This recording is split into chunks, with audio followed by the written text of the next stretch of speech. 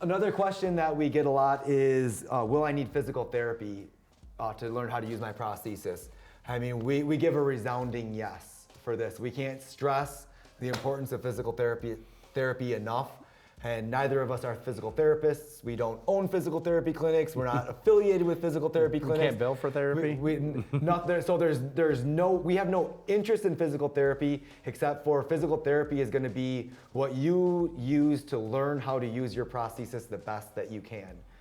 So the one thing we say about physical therapy is I think the one negative that we all agree on is that you're not going to get enough of it. Right. I mean, Right. if it takes 2 years to maximize what you can do on the prosthesis, and you get an individual who only has 3 months worth of physical therapy because of insurance limitations, what we typically see that happens is where the physical therapy stops, the patients plateau.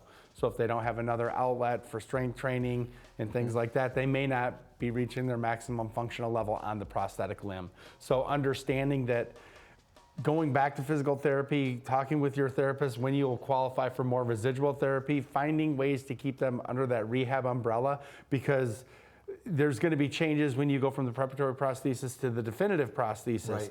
I mean, there's going to be changes as you make functional gains, Right. and therapy can be very helpful. There's a lot of things that they could teach you 8 months from the time you start wearing a prosthetic limb. You weren't ready for a month after you started wearing the preparatory prosthesis. So, you can't just start out by bench pressing 300 pounds. You would have to, if you start out and you're bench pressing 100 and you keep working out, you're going to get stronger and stronger. The same thing's happening when you're walking. So as you get stronger and you can tolerate more, you need more advanced training. The thing about physical therapy is it's a really important tool, but even under the best case scenario, you're going to have 2 to 3 visits per week of physical therapy. Best case scenario. Which still isn't enough to really recover. So by doing the exercises that you're prescribed by your therapist at home, by continuing to push yourself, and also looking into other programs, because there are programs out there that are designed to kind of augment and enhance what you're doing in physical therapy, and they can be very helpful to make sure that you can do everything that you can do. But it's really important to know that it's not realistic to think that you can achieve your maximum potential without going to physical therapy.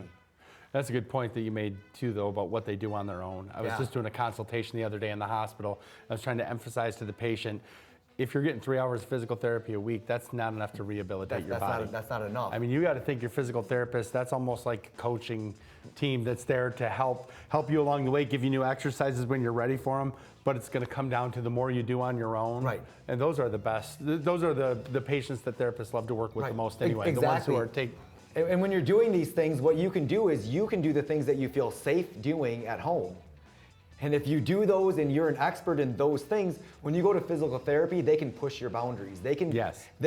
That's a great area to try uneven ground, walking on stairs and obstacles. They've got you with and that ramps. gate belt. You can push yourself now. Exactly. A lot of times the hurdles that we're trying to do, it's that first time we do stairs, the first time we do something. It's always intimidating because we don't know how to maneuver that prosthetic limb. Right. Those are great opportunities when you're with your therapist. After we do them 1 or 2 times and we can visualize how we're maneuvering through that situation, it becomes easier, but those first times are always challenging.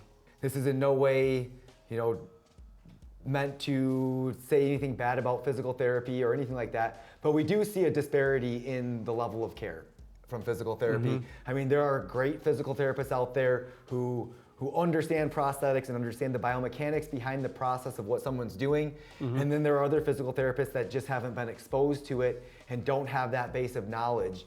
So just because a physical therapist has told you that you've graduated or that there's nothing more that they can do for you, if you don't feel like you've gotten everything that you can out of your prosthesis, keep looking. Look for another physical therapist. Talk to your doctor about other options. Continue to explore, because there are lots and lots of places that have resources for you that will make sure that you can continue to advance to where you want to be, not necessarily where they think you should be.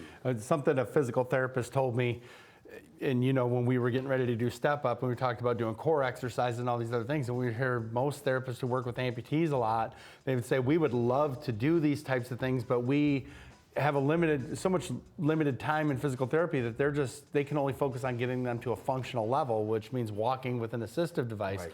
So if a therapist, if you advance to the point where you're going from a walker to a cane, there's so many other things that tie into this. A good therapist really wouldn't feel limited, like, oh, well, we've kind of done everything, because they're watching you walk around the room with a walker. They've got a lot of different, as you advance, they're going to want to increase the exercises so that they can work on increasing your level of function. That's what we've witnessed or observed. Right.